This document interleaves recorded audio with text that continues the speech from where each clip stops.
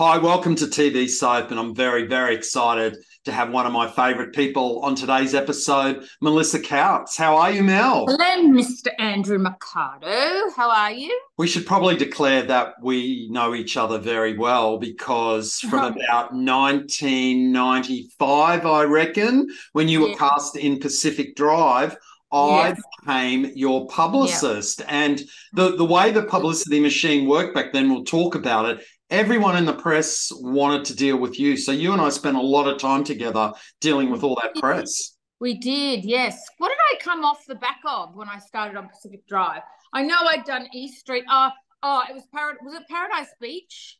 And I think, was there a bit of Echo Point in there as well? Yes, Paradise Beach, Echo Point, because it went Pacific Drive, Paradise Beach, Echo Point. You've done them all, which is why we're here today. But I Yes. thought we got to go back to the beginning and talk about your childhood and stuff. And I just wondered, with all of your roles in soaps over the years, I mean, did you used to watch them as a little girl? Did your mother watch daytime soaps?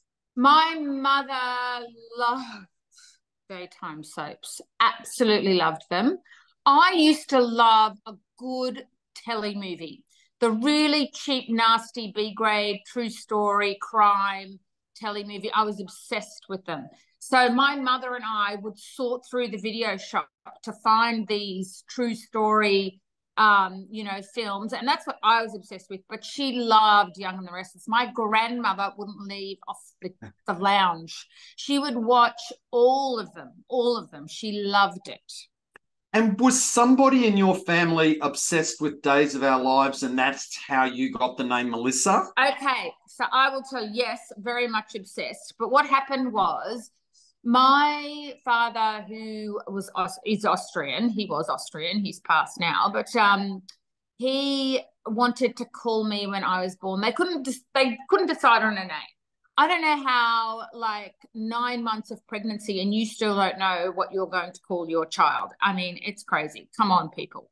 But anyway, when I was born, they had an argument. So first it was going to be Gretel, and yes, I'm quite happy it's not that. Then my mother wanted to call me Bridget because her idol was the fabulous Bridget Bardot, which I sort of liked. And my dad said, "Oh my God, no, you're not calling my daughter after a sex symbol." So that didn't happen. Then my auntie called my mum and said, "A new character, Melissa, has just started on Days of Our Lives." And mum goes, "Oh, yes, I love that name." This is how she tells me the story, mind you. And she said, "Yes, that's what it is." And then mum said to dad, "Melissa, that's what we're calling her. That's it." And my dad goes, "Okay, yeah, Melissa." Well, that's a great story because Melissa was she was Maggie and Mickey's daughter. Yeah. So what year were you born? Roughly, you born in the 74. Yes, so that's kind of around the time Maggie was a Yeah. cripple. They thought she'd never be able to walk, and then she ended up Right. Oh my having a God, that's baby. right, Andrew. You know your show so well. Days of Our Lives was the first soap I ever watched as a kid, so that's how I know that Wow. stuff. What about your dad? Famous last words. I don't want my daughter named after a sex symbol. I Hi, know, out. Carl. And then who would have known that at the age of 18 I'd be singing about detonators. Hilarious. So Now, funny. we're going to talk about your acting career. I'm wondering Mhm. if you can remember exactly what year you sort of entered this field, what training you did. Ooh. And you did a whole bunch of like TV commercials before you got your first TV Yes. drama. My very first TV commercial, I would have been about 6, and it was for Band-Aids, funny enough. And they had this whole thing of Popeye Band-Aids that are so strong, they never fall off. And they had me and all these other kids sitting in a boat of all things. I don't know why a boat, with this Popeye dude who had on this whole get up to look like Popeye. And I couldn't swim at the time. And I thought, if this guy, like if this boat tips over, this dude's not going to save me. I'm stuffed, basically. I'm going to drown. So I'm freaking out. In the commercial, you can actually see they have got this wide shot of all these kids sitting in the boat with Popeye. You can actually see me in the corner crying. I was so scared. So that was my introduction into, being on TV. I'd done lots of commercials and modeling and stuff. That's where it was. But acting, I think from a very young age, had always been my calling. I mean, I did, drama my whole childhood. And I had to I got my first sort of big role was playing Cinderella in like a play that I was doing in my acting school, and I was just it was just I was born to do that. It was just my thing. What is your first TV soap? Is it Richmond Hill. Hill or Home and Home? Richmond Hill. Yes, Richmond Hill. I remember that set. Even thinking back now, I remember being on that set, and I would have been, I'm going to say 14, 15. Remember that set being really old for some reason. And I know it was the whole country vibe and whatever, but I don't know. For some reason, I remember it being really, really old, a really old set. But yeah, that was my introduction into TV, where I played a girl who lived on a farm. And I had this really weird fake long ponytail. Random, I don't know why. So every single scene I was in, my hairstyle would have to be the same because they didn't branch out, and like wasn't like I had extensions or anything. I just had one long ponytail extension just to deem me, the country girl. And I had to ride a horse, and I didn't know how to ride a horse, but I tried very hard. I got bucked off the horse, but still, I loved it. I was doing what I loved doing, and the people were stunning. And yeah, that was my introduction into being on a proper TV soap, and I loved it. The order, the structure, it was all about me. It's very interesting though that you describe Richmond Hill as seeming old, because in actual fact Richmond Hill was kind of a show without a real identity, and it was actually rating fairly well when 10 cancelled it to replace it with E Street, because E Street had been pitched to them as being more urban, being more hip. Serious? Yes, serious, true story. In all this time. Yep. So E Street takes over from Richmond Hill. At first, they're kind of planning to make it a kind of an urban, a country practice. But then with Forrest Redlick at the controls, it turns into its own beast. And so you came into the show, what do you reckon, maybe a couple of years into the run? Yeah, it was about a year into the run because I had been watching it on TV. It was my favourite TV show at the time. And I absolutely loved it. And I remember, Wednesday, Thursday night, the whole family would sort of sit around the TV and watch E Street. And I remember an audition came up for E Street, and I thought, oh, yeah, right, like that's going to happen. And I turned up for this audition, and I was so nervous. I have no idea what I did in that audition room. No idea. I was so nervous. And then went home, and Mum said, just let it go now. If it's meant to be, it's meant to be. Then I got a phone call, and I got called back. And that's when I started to get really excited. I got called back. I had to re-audition. And then we waited. And then I got the phone call, and they said I had got it. And it wasn't surreal until the day I walked into the green room. It didn't hit home until I walked in the green room. And I've gone from seeing these fabulous actors that I loved watching on the TV, and they were in front of me. It was so surreal. And it's not like now, you can go on people's Instagram pages and you know what they're doing in their life and their private life and whatever. All we saw was Wednesday and Thursday on the show, and then the next minute I was there on the show. It was crazy. One of the really unique things about it, and something that I don't think any Australian series has looked to copy since, was that E Street used to design a signature look for each character. So you go down to wardrobe, which is being staffed by Lizzy, Gardner and Tim Chappell, who are going to go on to win Academy Awards for their costumes in Priscilla. But there they are coming up with a look for you in E Street. Tell me about that process. Well, first of all, they were both literally the coolest people that I knew on the face of the earth. People, all of us would just go down there just to hang out with them both. They were both divine, gorgeous, quirky, over the top, so down to earth, just made everyone feel $1 million. And I absolutely loved both of them. They were like rock stars back then, and they'd won nothing just because they were so goddamn cool. So I went down there, and of course my character had, you know, I was the leather jacket girl. So I had the leather jacket and I always had the studs. And I remember Lizzy going, oh, God, I just loved her so much. You don't understand. And I'd say, oh, God, I don't know if I don't like them. They're gone. What about this, hun? Do you feel good in this? I said, oh, yeah, they're a bit just hot. They look really good. I said, great. Okay. What about this? Oh, it's a bit short. Don't like it. Gone. You know what I mean? She was just, oh, she was the best. They both were.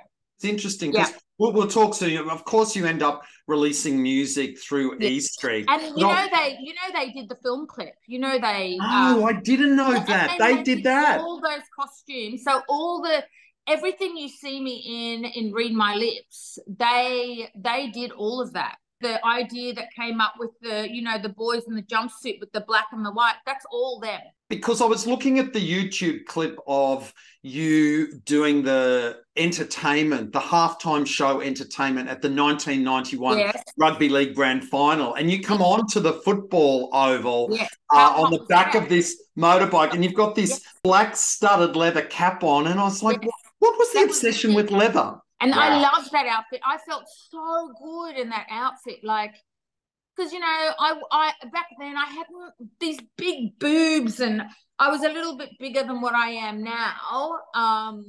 And, you know, I hadn't come into my sort of body or my sexuality, and I'm wearing studs and leather, and I've got no idea what I'm trying to sell.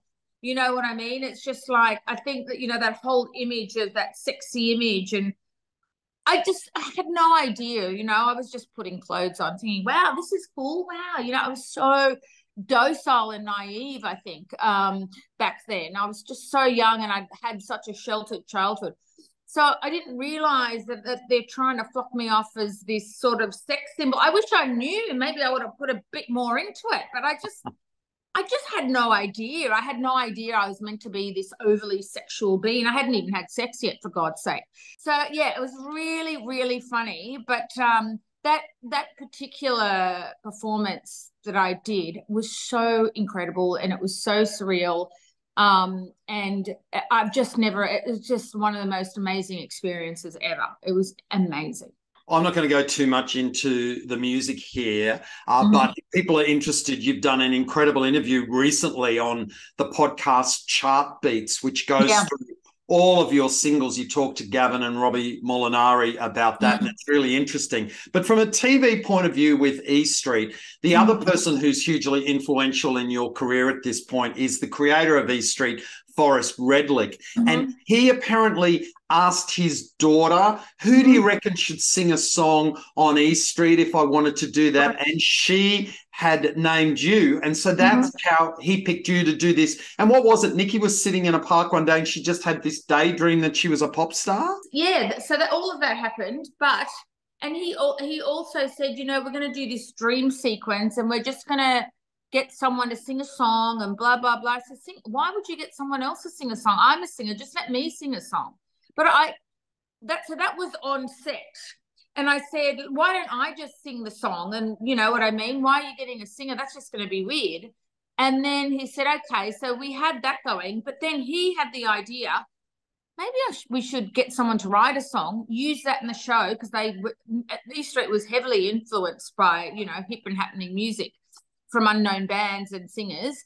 And he said he was thinking to himself, he must have had a brainstorming session. Why don't we get a song, get Mel to sing it, and why don't we release it as a single? I mean, how he came to that realization, I have no idea.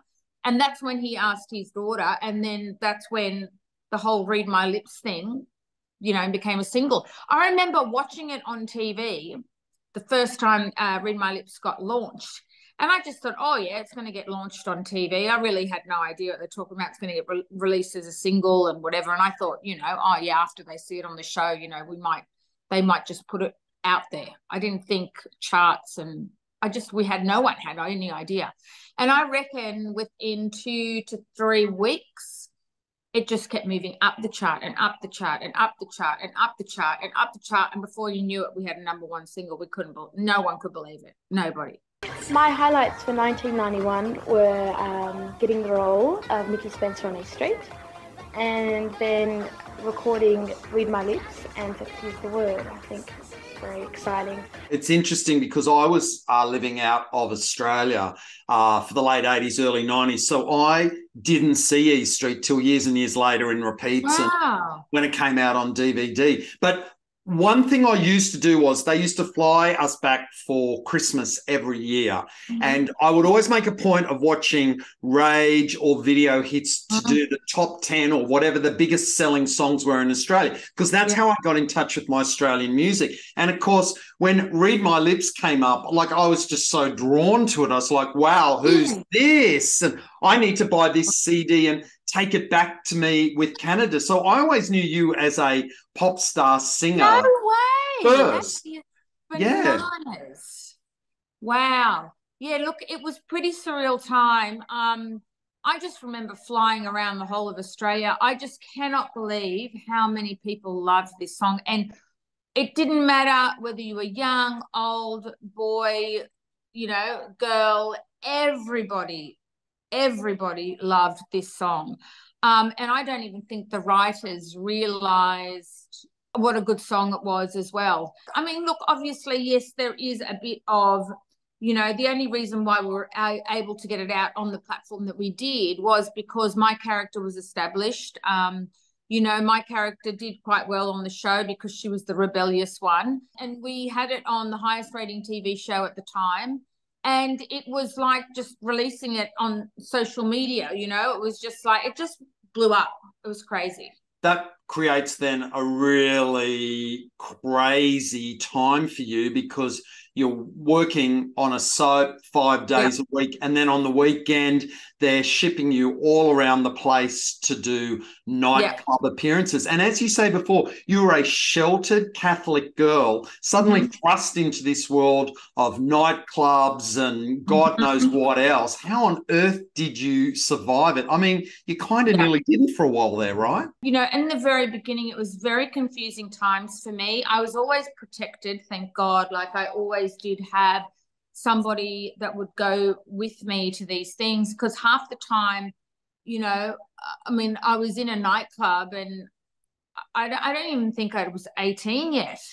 But I wasn't drinking or anything. But I just felt like fish out of water. And I think it was actually a good thing as well, though, because my main focus on walking into a nightclub was sign autographs, meet fans, and do a great show. That was my focus. It wasn't going to this club, I'm going to pick up, I'm going to drink, I'm going to dance the night away.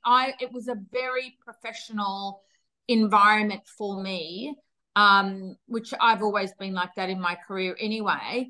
But yeah, so that was my goal, and that's what I stuck to. How could you decide then when you've got, because you had 2 #1 singles in a row, Read My Lips, Sexy Is the Word, and then your 3rd single went top 10, and then the album comes out. So at this stage, there's a push and pull. Are you an actress or are you a singer? How did you decide where to devote your time to? At that time, I was devoting it to the music. Unfortunately, I think it all happened so quickly. I really wish I would have found,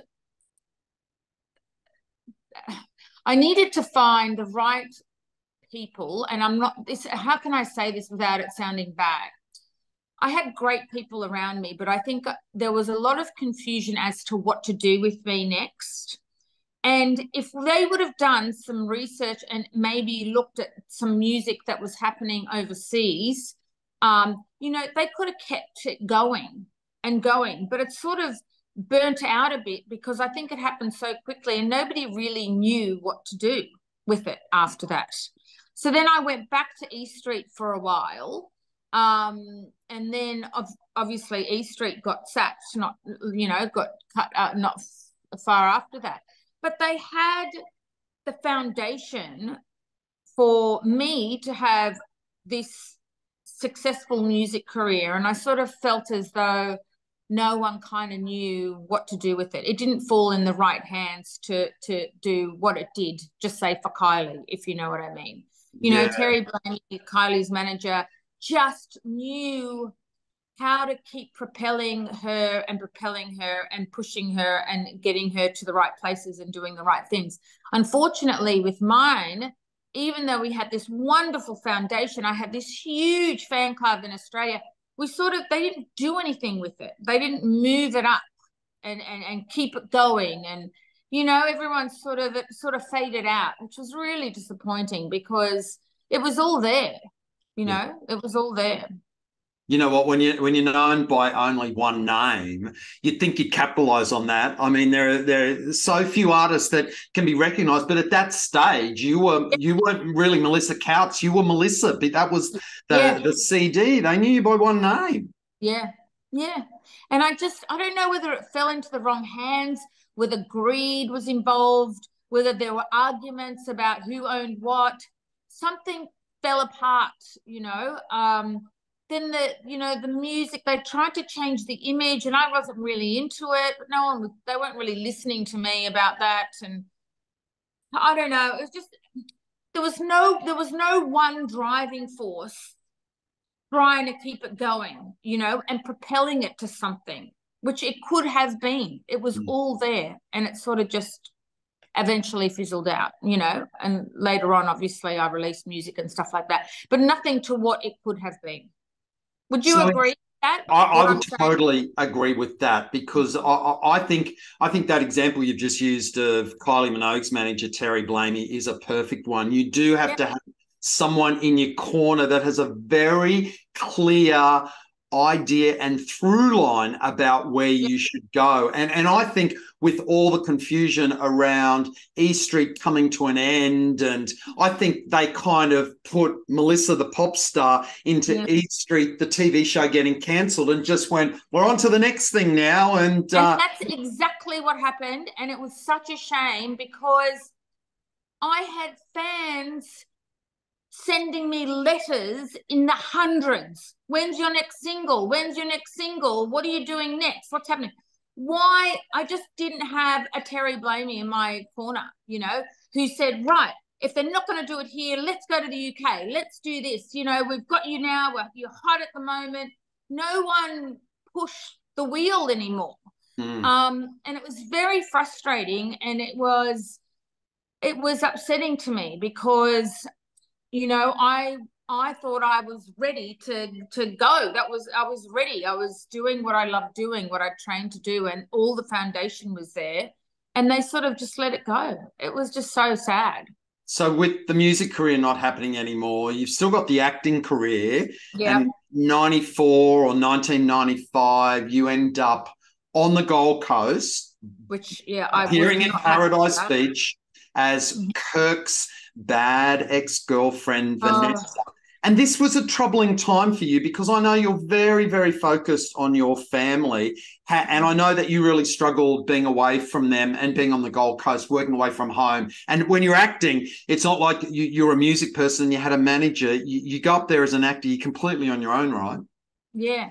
I went from being surrounded by people looking after me, telling me where to go, protecting me, just everywhere, to nothing, to being in Queensland, to being on a TV show. I had no idea who these people were. I was there on my own. I was terrified.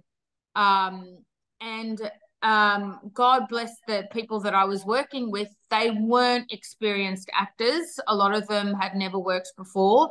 So there was a lot of turning up to set late, not knowing your lines, had a massive night the night before. Not all, just some. And it was hard. I found that show so hard to do. I felt a little bit precious as well when I was there. So it's not all of just what I said. It had a bit to do with me as well. I just felt a little bit sensitive, I think, because I felt like all the handlers had gone. And I was in uncharted territory with people that I didn't know, even though they were all, most of them were very, very nice. But I would go home to an apartment on my own and no one to sort of be there with. And I'm not a social person. I'm still to this day not a social person. Don't get me wrong. I've got beautiful friends and I love to go out and have a good time and go out for dinner and all of that. But I'm not a person that goes out looking for a fun time.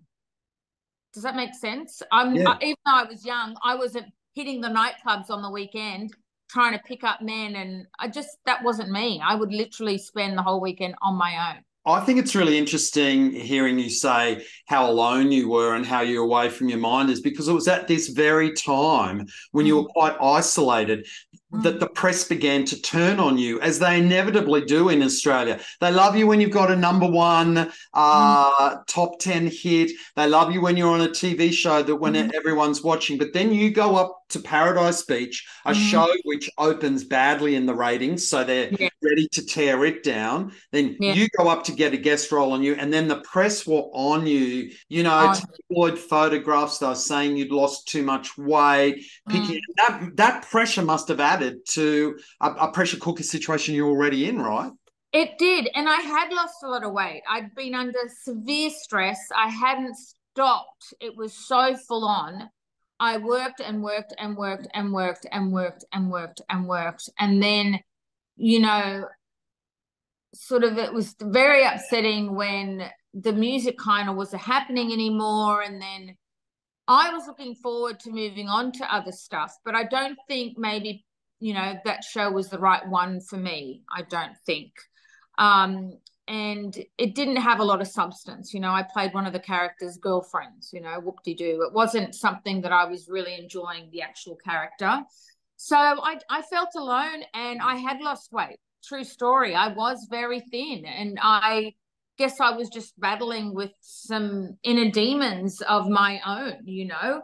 And then when you've got paparazzi and press following you around your every move and not knowing why exactly, you know, are they following me because I'm not a singer anymore, or are they following me because I'm, you know, on this show that's not that great, or what? Why are they here? Why? Because I've lost some weight, for God's sake, you know. It's just very bizarre. I just think that the tabloid press in particular, they love kicking a person when they're down. And I very much felt that when you went into Pacific Drive and you, not through anything you did, but I, as the publicist, every request we ever got for Pacific Drive, there was a cast of 14 or something, but it was always about, we want Melissa Tkautz. And I always thought the reason they wanted you is because you had such a huge background behind you, the pop music, the soap stardom, and the tabloid headlines. Once you have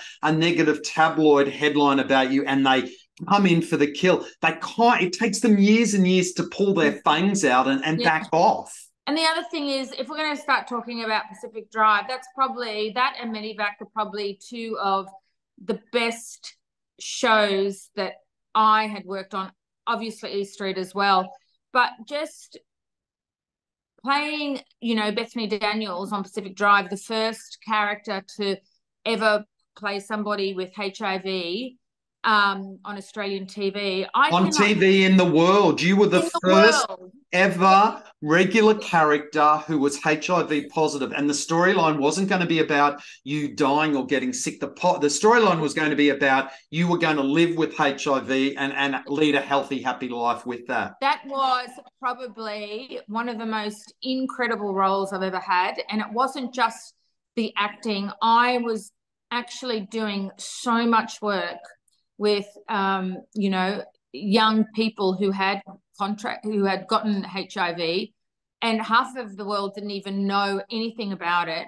And I would spend a lot of my weekends speaking with a lot of young people who had HIV, who had AIDS. And still to this day, I'm getting emotional.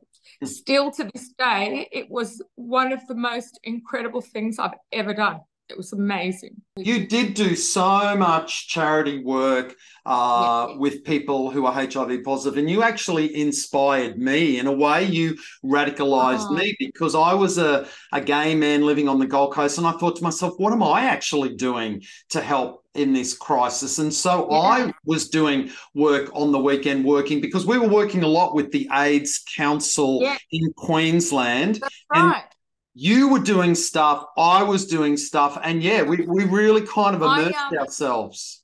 The producers at the time, I don't think they realised how important my character was on that show. It was something that these young people who were dealing with the disease, they could relate to somebody. You know what I'm saying? And to see that on TV, it meant so much to them. They would come and grab my arm and say, thank you so much for making somebody with HIV a normal human being. Because at the time it was like, oh my God, you know, that everyone was freaking out. So the fact that they related to me and related to that, and had somebody, they would turn on the TV and see a person who was living with HIV, who was still in relationships, who was still going out having fun, who wasn't sick on their deathbed, it meant so much. I mean, how are you ever going to compete with a role like that? How? You can't. It's incredible. Yeah, oh, look, I was there. I saw the reaction that you'd get. We'd go to the luncheon club in Sydney, which was a lunch where all these HIV positive people would go every week. And, you know, you'd walk into that room and they'd be hugging you. They'd be crying. And I mean, I think the greatest compliment you can ever get as an actor, correct me if I'm wrong, but, you know, when men are saying to you, thank you for what you're doing, you have nailed it. Like, what a compliment. Yes. And they were saying to me, you know, thank you for not making her this sick, weak, you know what I mean? They looked up to Bethany so much, and it was so important for me to get that role right, you know, and I knew at the time I had something important, you know, to do, but I don't think I realized how much it was going to affect so many people, and so many people who were around and you know, whose loved ones had contracted HIV, who themselves had it. I didn't realize how important it was. Before the character finds out she's HIV positive, Bethany is introduced in Pacific Drive as being this sort of sexy swimwear. It's very funny. I was going through all the Pacific Drive press clippings that I collected, 7 scrapbooks full. And the quote you said to TV Week at the time about your character, you said, she's not a slut. Thanks for that, Mel. Did I? Yes. So classy. Classy. But you also said, I'm not prepared to show my breasts on television. And I don't think you ever have since, correct? No, I never did. The only time I did was for Black and White, that magazine, the art magazine. But I never did. I never did. From here down, you never saw my boobs. Or maybe, did I? Maybe once in a movie that 5 people saw, because I was actually getting raped at the time. So it wasn't a sexual kind of thing.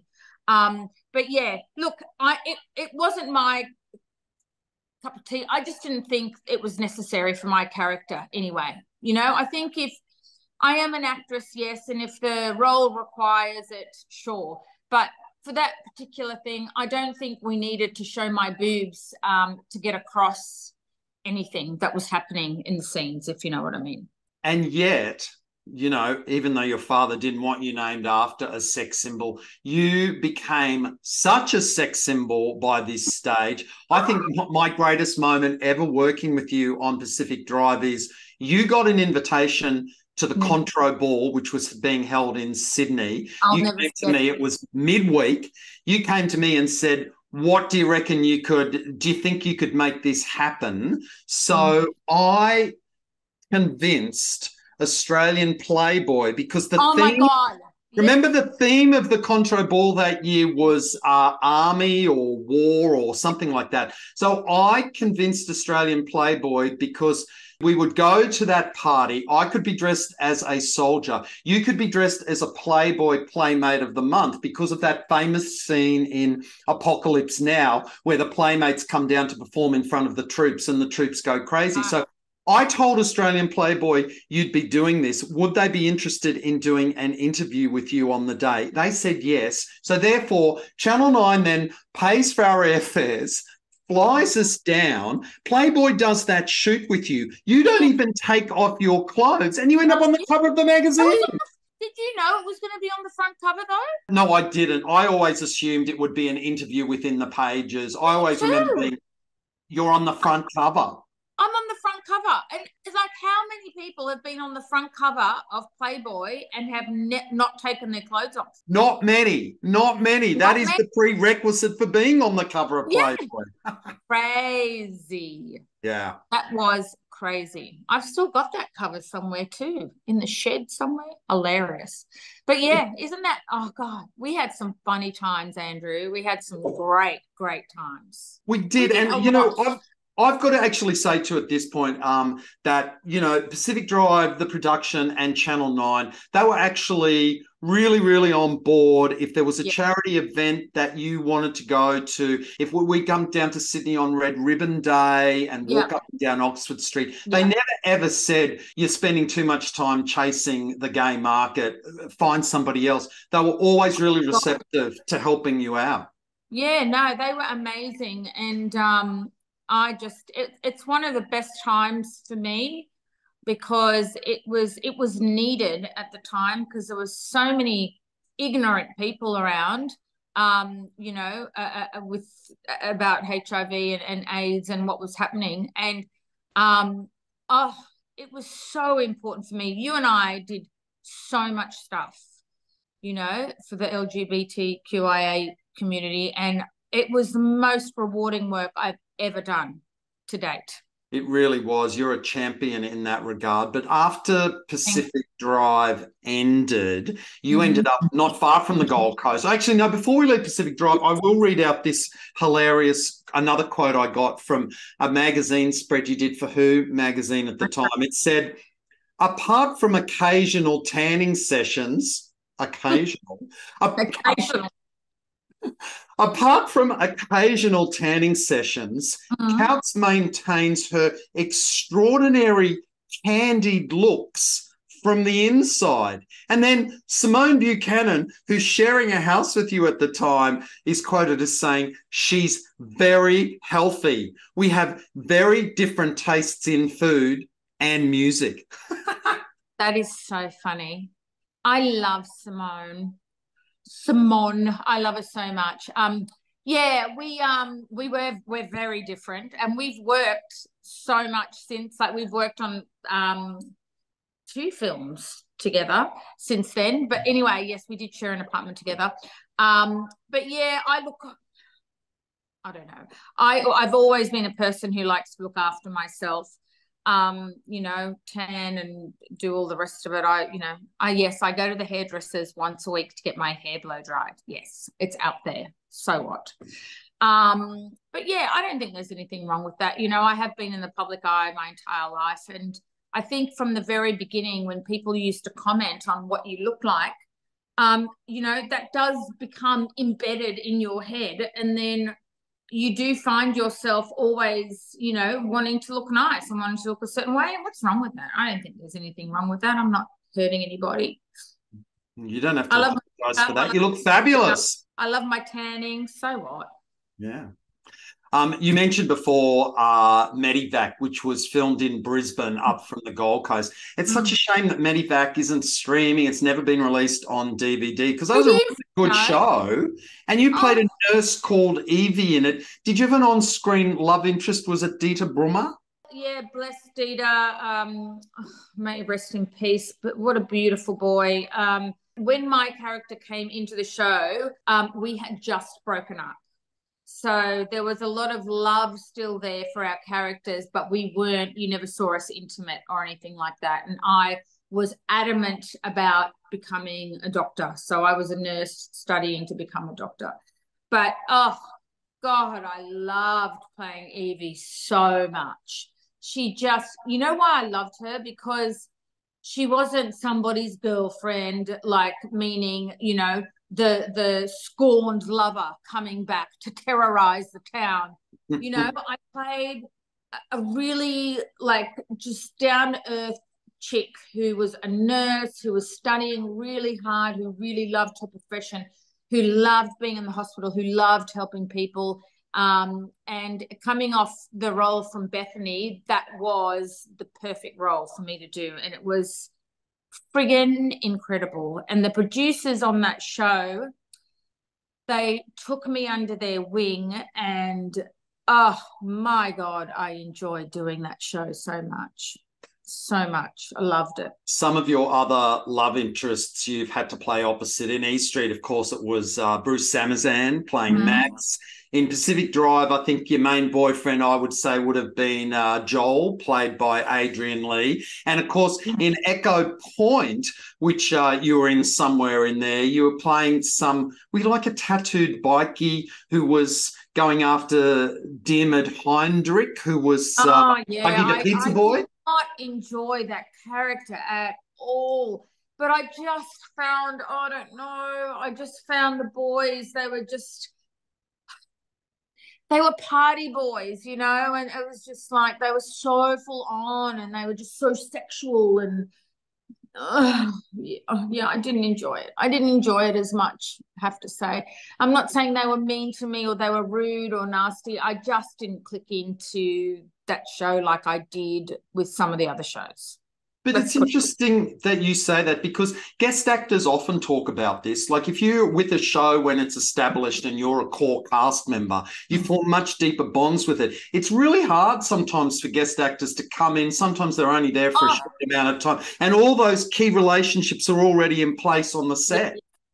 That's exactly what happened with me, and I think that was the main reason why I just didn't feel like I gelled there. And then because I do have antisocial tendencies, as that's just who I am as a human, I just found it so hard to break through, you know, like I just always felt so like the fish out of water, you know, like I'd be sitting in the green room and I'd feel awkward. But it's funny because I didn't have that transition. East Street, remember, East Street was going for a year, and I got on that show and I was just, within 3 weeks, I felt like I was a part of the furniture.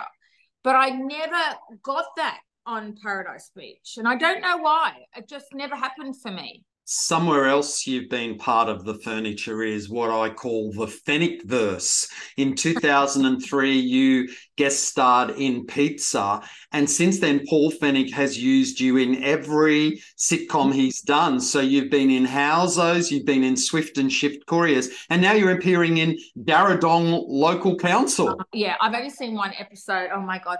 My mother called me the next day and she didn't say anything. And you know what my mother's like. And I'm thinking, why hasn't she said anything yet? She goes, and I said, so did you watch it? And she said, yes. And I said, well, what do you think? She goes, it's very poorly, isn't it? And I said, it's very full on, isn't it? I went, yeah, I guess. Well, I guess, yeah, it is full on. It's funny though, because that shows like that with Paulie, you know, they are what they are, and you've got to, I love doing them because they are so crazy, and you can be as crazy as you want to be. And even though, yes, I don't always like playing, you know, the girlfriend or, you know, whatever, the local slut, on that show, for some reason, it's just fun because it's so friggin' crazy. And it's so out there. Like, we are literally buckled over in laughing, filming this shit. Like, just going, what the hell? What is this? Like, you know, me standing there, all the other actors, like, we just piss ourselves laughing and saying, what the fuck are we doing? But it's so funny. I know there's an audience for it. Otherwise, they wouldn't keep allowing him to do it. Well, you know, the funniest thing I've ever seen on a set is when I went to the set of Housos, and there was this big container outside this house that they, set up to be so disgusting with dirty nappies. Like, I wanted to vomit just walking into the house, but it was all fake. But outside was this big box with a sign that said wardrobe, and all that was in this box was thongs. I laughed so hard.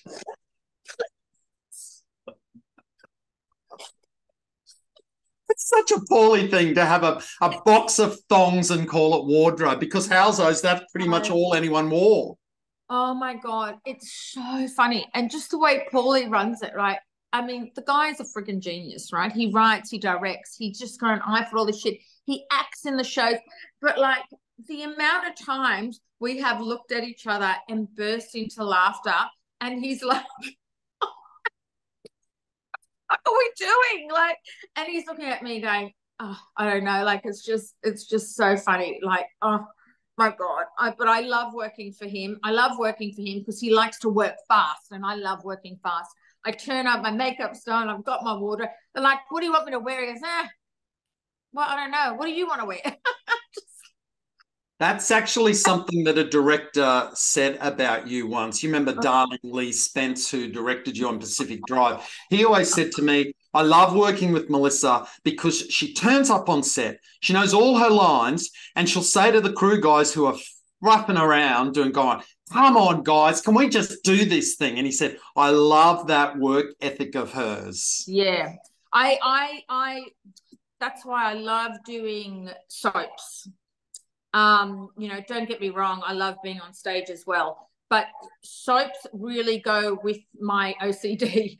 Turn up, sit in makeup, get your wardrobe on, get on set. Let's not fuck around. We've got 13 scenes to film today, right? And you want to be able to, the more you dick around, the less you have time when it comes to do the actual scene to actually act. So if you can get all the mechanics happening, right, you've got more time to do a couple of takes where you can change things up and give them something different.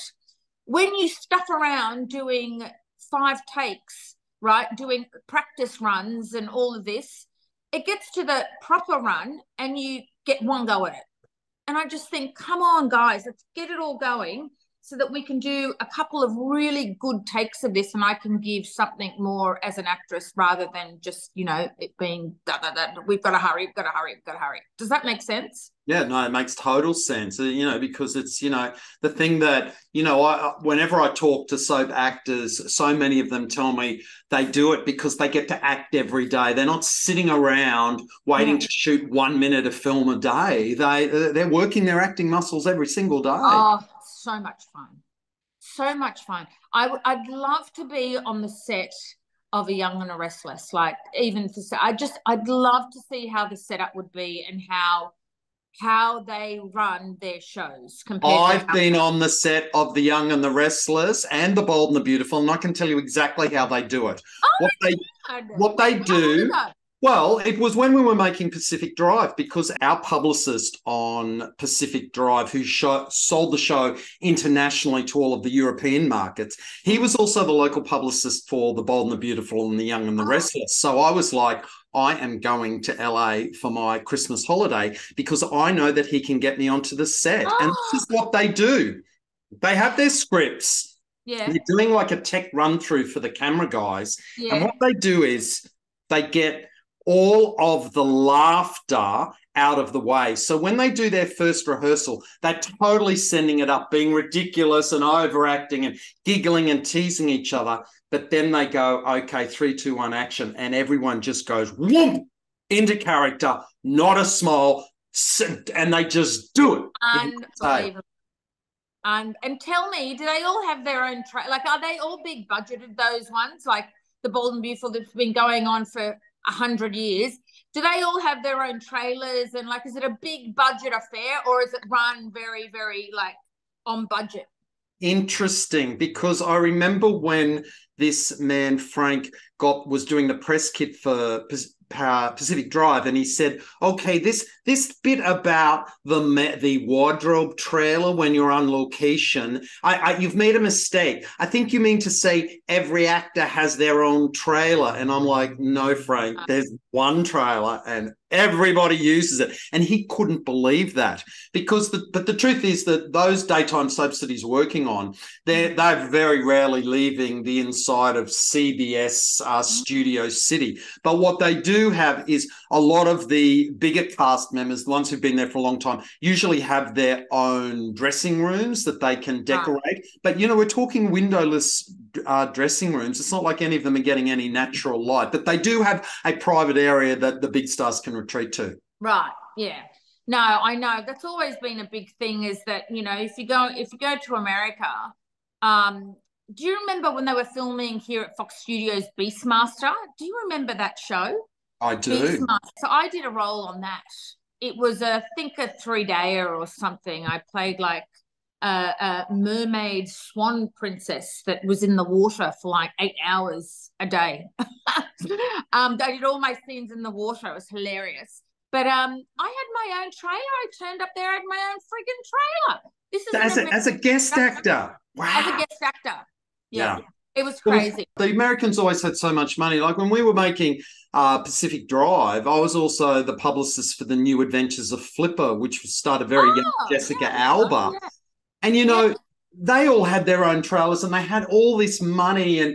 But from where I was, the crew and cast were having more fun on Pacific Drive, the show being shot a lot more cheaply than the show that had all this money and had the craft. Do you know why, Andrew? Because we were in each other's pockets. We lived with each other. We saw each other more than we saw our own families. Yeah. When you segregate yourself into individual trailers, no one gets to really know each other outside of the show. But when you are all dumped in a green room together and then all dumped eating together, you literally become everybody's best friend, and everybody's in everyone's business and everybody knows about everyone's family.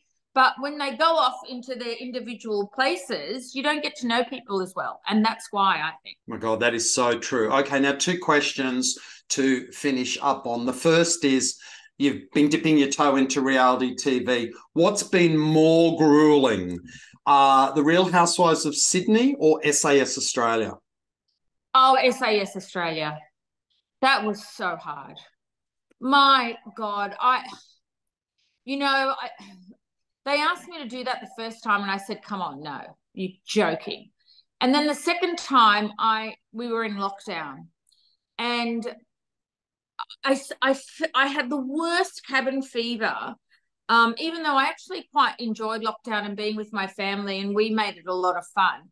But I was so scared. Nobody knew about what was going to happen or what's happening with the industry or whether we were ever going to work again or what.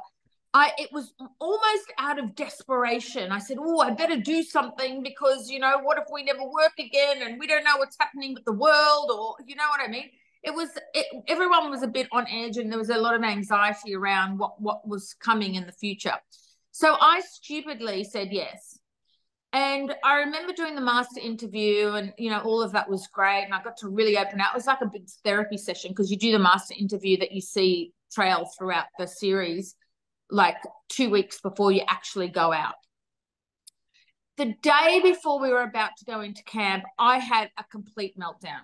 The producer had to come to my room and I said, I can't do this. What if it's something really bad? What if I have to jump out of a plane? I can't jump out of a plane. I'm going to waste everyone's time. This isn't right. I'm sorry I've stuffed you around. They're like, Mel, just calm down. I said, please tell me what it is tomorrow so my anxiety can go away because I was freaking out. And they said, look, we can't tell you what it is, Mel, but look, go and see. If you don't want to do it, tap out. And I said, but then I'm going to be that idiot that people are going to think I've gone there to be on TV and blah, blah, blah. And, at that point, I mentally was going through something, and I guess I wanted to challenge myself. I knew I wasn't going to be there for very long. So anyone who thought that I went and did that show so I could get on TV is so preposterous and ridiculous after where I've come from in my career. I purely went on that show because I knew it was going to be the scariest thing I've ever done in my entire life, and that's exactly what it was. The fact that I even lasted that day and night, for me, from where I had come from that night before going into camp, was incredible. And I found a strength in myself that I never knew I had. It's probably always been there, but I never noticed it, because what we did, you didn't even see half the stuff we did that first day. It was so physically grueling and so full on. Paulie, who was on the same season I was, he said at one point it was like all the blood had drained out of my body and my lips were purple. He thought I was going to pass out because it was cold, we were wet, I was exhausted. I mean, they showed 5 minutes of this basically, and it was hours and hours and hours. So most terrifying thing I've ever done, but my Lord, it was so rewarding, and it really showed me how strong I am as a human being. You are a strong human being. So since we're talking about strength, what is the stronger lyric in a song? Is it your Barbie girl remake that you did for the Lamb ad where you go, marination leads to salivation? Or is it, of course, Read My Lips, where you say, if you want to wait till later, hands off my detonator, and you're a little girl who doesn't actually know what a detonator is? And you know what was so funny is that people would say, so what does your mum say about you singing about your detonator? And I'm thinking, well, it's a frigging bomb. Why would, what do they mean? Is it because, it's war and we don't want to touch on that? That's no shit, no word of a lie. That's what went through my brain. I had no idea until I was in my early 20s. This is how naive I was. Stupid, call me whatever you want. But in my 20s, I realized later on what it actually meant, but I had no idea. No idea. The fact that you are so naive, it just adds up to how gorgeous you are. You're one of my favourite people, Mel. You've always been one of my favourite pop stars. I'm so thrilled that I got a chance to work with you, and I will be forever grateful and honoured that you put me in the film clip for The Glamorous Life, and I got to have my little moment where you pulled me by the tie at the desk. I love it that I got to be in a music video, and I love it that you're my friend, Melissa Tkautz. Thank you for doing this. And I've got to say one thing about you, my dear, dear, beautiful friend. Wherever I have been in my career and whatever I have done, you have always been there to support me. Always. You are one of my oldest, dearest friends that I have, and I will cherish you in my heart and in my life forever. And I mean that from the bottom of my heart. Thank you. Thank you. Thanks for doing this. I love you. Love and kisses to your mother and all your kids. Great to chat, Mel. Thank you. We'll talk soon.